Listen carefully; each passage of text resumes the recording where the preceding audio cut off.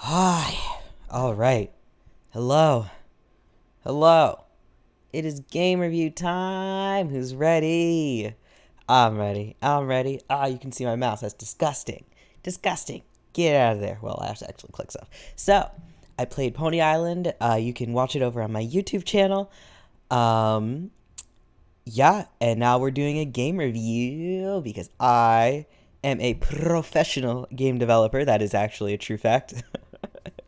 Not just something I say to make myself, well, does it make you look cool? I don't know. Debatable. All right. Anyway, let's get into it. Hello, everyone. I am Moth if you do not know me. Let's get started. Okay, Pony Island game review. Let's go. First, we will be talking about the gameplay. The plus sides. I really liked all of the mini games. There are quite a few of them. There's the jumping one, which is like the quote unquote primary mini game, I guess, since it's kind of the actual meat of the game. Then there's what I will call programming for babies, which you can see right there. I don't know if anyone has ever tried the programming language kind of Scratch. It's like a mix between a game and kind of a programming language. It's basically to set people up for the logic behind programming, but it feels a lot like that, but a lot more rigid in it because Scratch you can kind of build your own thing, and this is basically get to the correct thing. But it is similar to programming logic. Okay.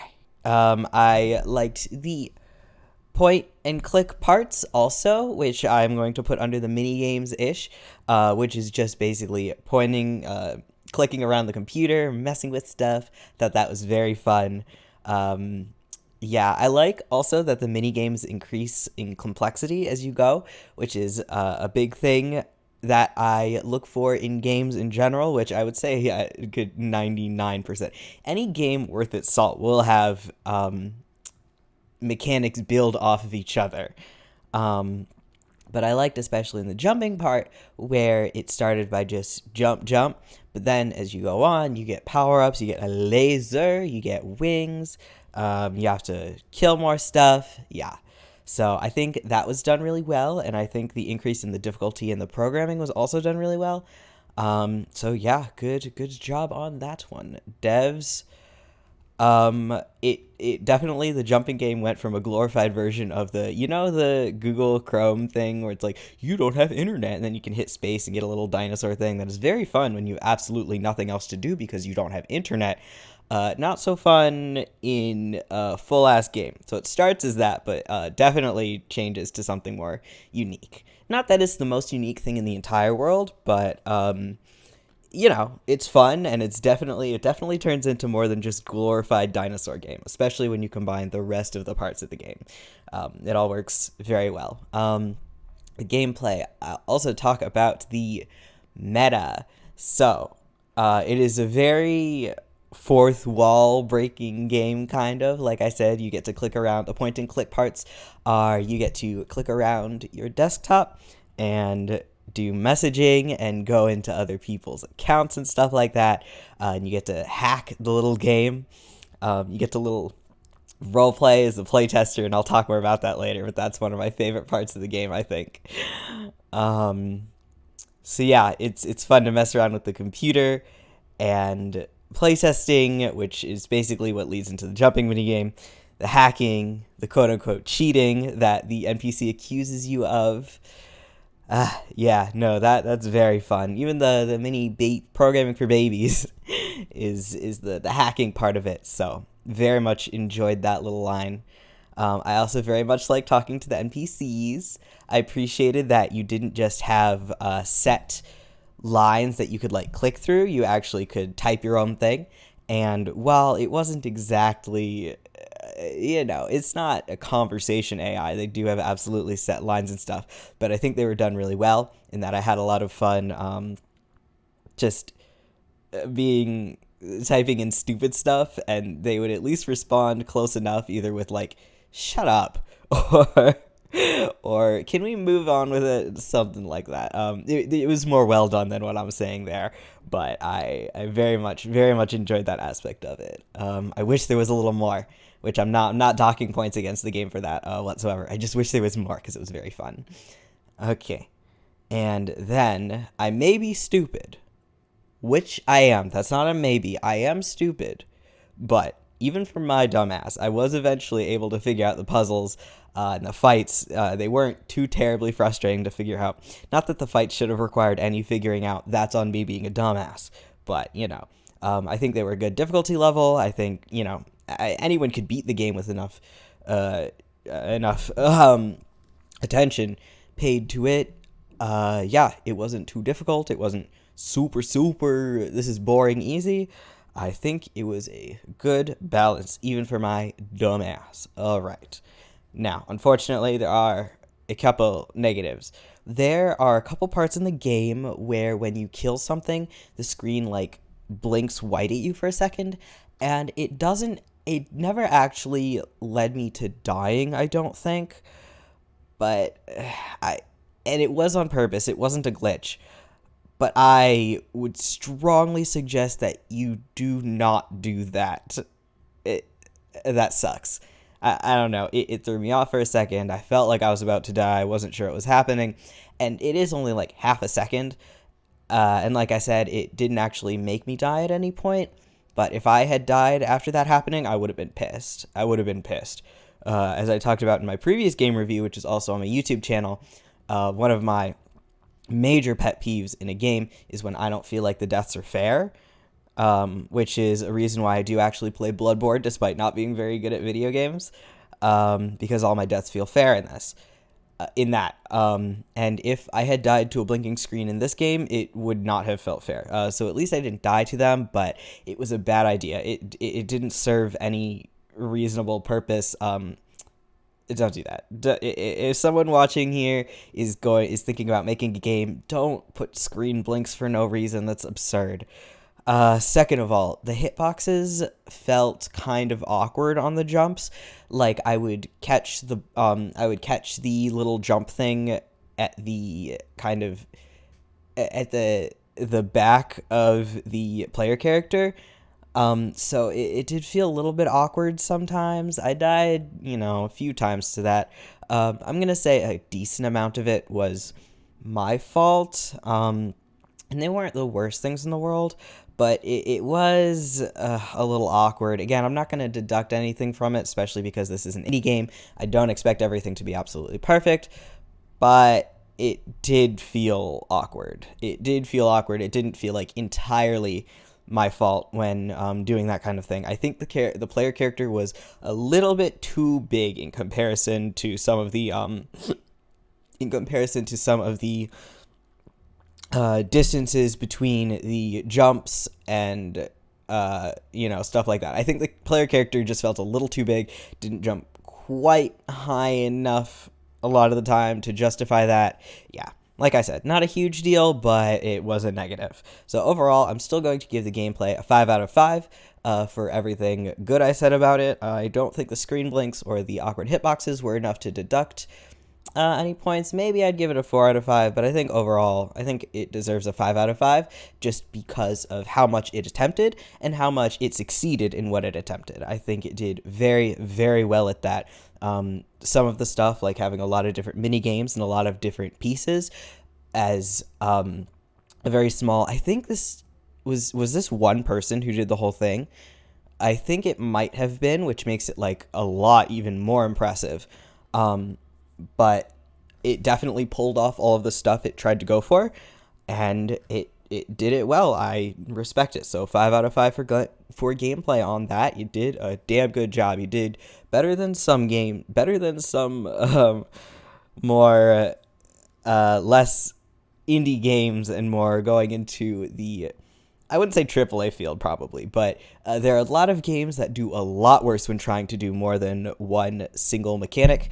And this one, I had no problems. I don't think doing multiple mechanics held it back in any way. It only served to make the game better, and I think they were all very well done. So, yeah. 5 out of 5 for gameplay. Next. We talk about art. Yeah, my thing. So, it was very simple. But very consistent. I have absolutely nothing against simple art for games. I liked it a lot. I really liked the black and white plus the red with the cyan. That was a very, very good look for it, as you can see there. And switching from that to full color was also, I mean, obviously it was jarring, but it was supposed to be. And it wasn't terribly jarring that I felt like I was taken out of it, especially because it was so very plot relevant. And it was also very funny because things are still very sinister when it went into full color. So I think even if it was more jarring, I would still have counted it as a plus only just because it is so very plot relevant, you know? I also think the pixel work is very good. One thing especially about that is that not so much in the colored version, but in the more monotone, well, not exactly monotone because it uses monochrome plus red and cyan, but in that despite the fact that everything is drawn as a silhouette, you can very clearly make out what's happening and what the characters look like.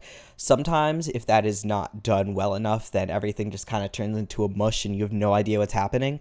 I think we very, very clearly avoided that here, and I think that was done very well.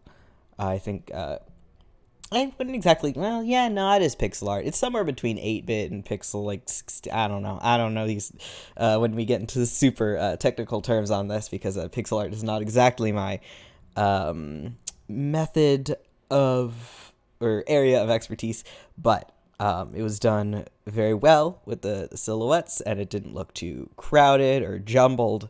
I very much liked the pixel work that the developer did. The animation style leading into that, I think it was a very good idea. Where so the running animations were like 2 frames each, right? It was just like a going out and then these are the same these are the same position, but it was just 2 frames of animation for the running, and as well as like characters talking and stuff like that. It was just open mouth, closed mouth, which for this kind of game, it's supposed to look like a very old timey arcade game.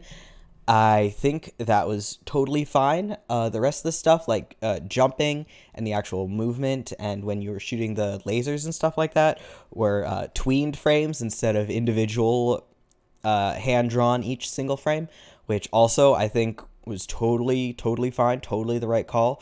It would have been interesting to have seen a frame by frame of everything in order to get more weight, I guess, behind some of the movements, but overall, I don't think that would have been a good idea for the dev because it was such a small team, if not just one person, which it might have been.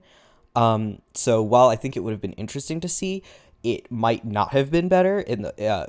It might not have ended up better at all, and I don't think it would have, by in any means, have been worth it to try and hand draw frame by frame every single thing rather than just tweening stuff together.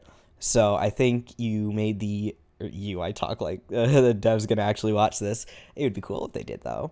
So I think it was very well done with the I liked the little 2-frame animations that made it feel more like kind of 8-bit-y game. But they also added the tweening elements that gave some weight behind it and didn't make everything look low quality. Yeah, it didn't make everything look super low quality. So I definitely think that the animation style was very well done. I liked that a lot. Unfortunately for art 2, we have we don't have our negatives yet. We will in a second. But yeah, especially when it mixed the like quote unquote horror aspect with the full color aspect, that was also very, very well done. I liked that a lot. I think for no particular reason that the skeletal wings looked really good on the colored pony. I liked that a lot. I liked the little glitch butterflies that were also very clear which part was the fun game adventure part and which one was the actual like background, like the horror part of the Pony Island game. But despite the fact that they're such clear different styles, they ended up meshing really well together, which is not something I would have expected, but something that really worked out. And so I also believe that I liked this boss fight a lot. This is the prime example of I may be stupid, because it took me a long time to realize that there are 3 spots on the boss. What was it? 1, 2, 3 that you're supposed to hit. Even though they literally shine at you when the boss fight starts. So I spent a lot longer on this fight than I should have. But, it all works out. I really liked the design of this boss. I liked the gameplay aspect to it, where it would, it would smash on the ground, and then you'd have to jump over it. I wish I'd taken a little screen grab of this, so I could have showed you as a clip, but alas, go watch the video. Go watch the video and you'll see it. I think that was my favorite boss fight. For sure, Aziz, that was my favorite boss fight. I even kept a little... I just directly took this out of my stream, so you still have little me there like... suffering. Good boss fight. My favorite boss design, I believe. And yeah, you can see how well everything works and how distinctly you can see everything. Like the background is way faded out, so you're not confused about which is the background and what's in the foreground, which has been an issue with a lot of the games I've been playing recently. So this game isn't 3D, so it's extra important, but still, it very, very good job. Liked it a lot. Like this monster design. And see, like I said, even though everything is like a silhouette, you can totally tell what this monster looks like. It's not just kind of some jumbled mush of black darkness, whatever.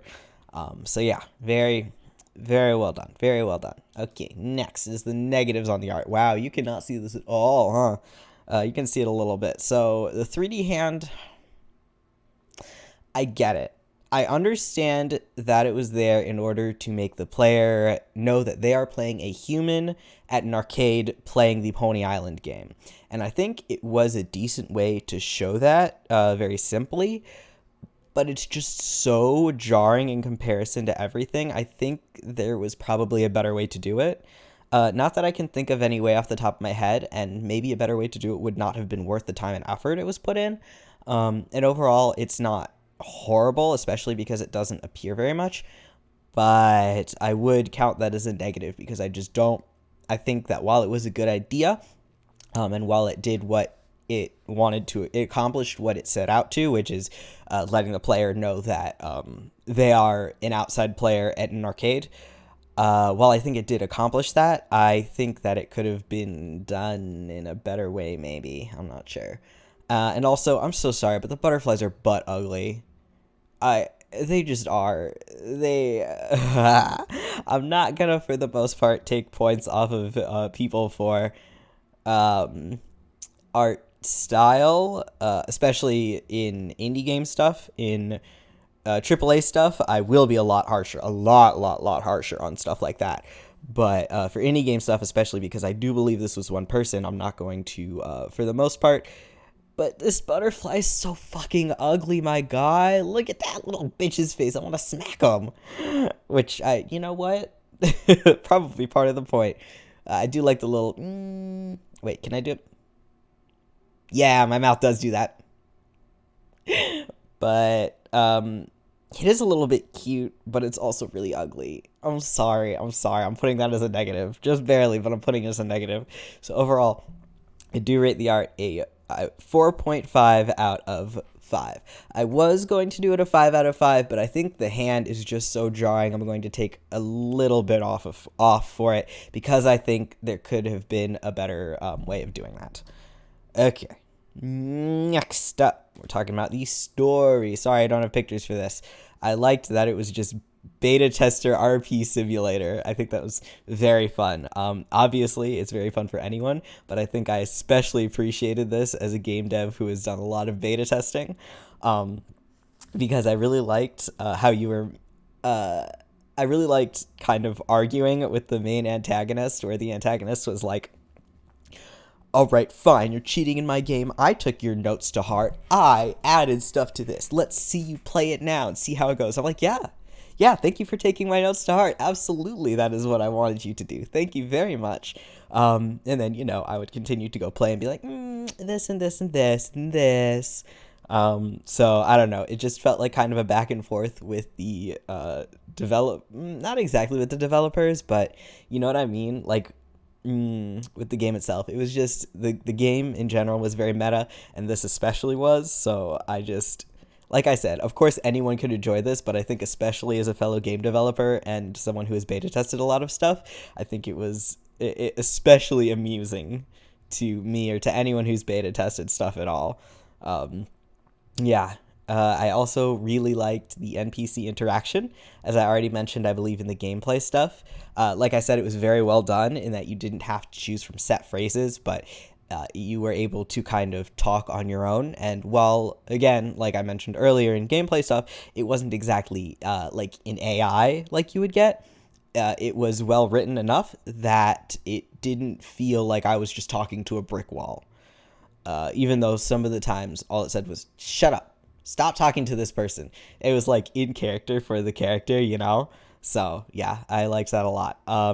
Another part of the story is the time skip, question mark, question mark. There's some point at which you get knocked out. I mean, it is a time skip. We learned that for sure later. It was fun, I guess. You basically, the character who's the one behind the arcade screen gets gassed and knocked out, and then when you wake up again, there are cobwebs on the arcade machine. And so at first I was like, oh, I'm a genius. This is a time skip. And I am a genius. Thank you very much. But they do later establish for sure that it's a time skip. It has been, I believe, 331 years, as I do so recall from 5 minutes ago when I was rewatching my stream.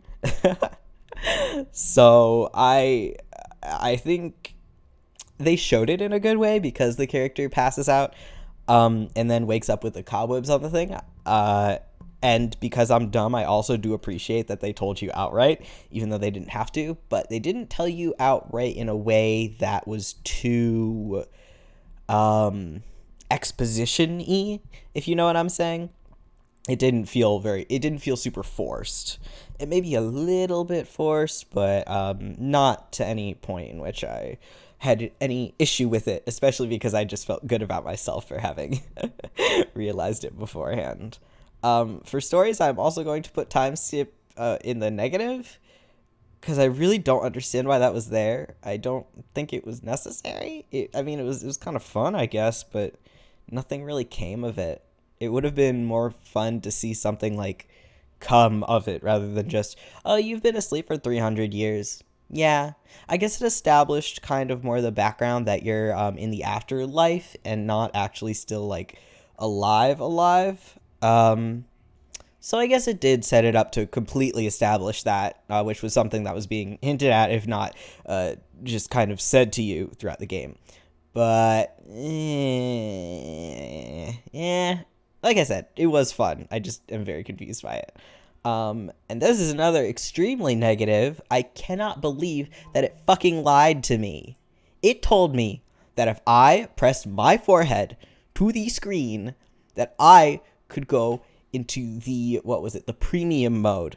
Or it says there, continue in filthy peasant mode. So I did it. I got up and I pressed my forehead to my computer screen. And you know what happened? Nothing happened. Look, I know that you're an indie dev and you probably can't actually program something like that without years and years of blah, blah, blah, blah, blah. That's too difficult for a single person to handle. But don't tell me I can do it if I can't do it. If you tell me I can press my forehead to the screen and have my soul sucked out, I want that to happen. Fix it next time. Anyway, for story, I rated it a 5 out of 5 because I thoroughly enjoyed everything that was happening. I liked the sassy NPCs. I liked talking with the NPCs. I liked using your little friend NPC to figure out what was going on. 5 out of 5, even though it lied to me about this. Just barely, though. I can just barely forgive this. I'm going to be thinking about it for a long time, though. So for your next game, figure it out. As far as bugs go, I really wish I had clipped this, but I totally forgot. There was one point in which the game crashed and it said, would you like to wait for the program or would you like to close the program? And I was like, well, you know what? We're going to say wait for the program because this game has been so meta that I feel like this could be part of the game. And so I waited.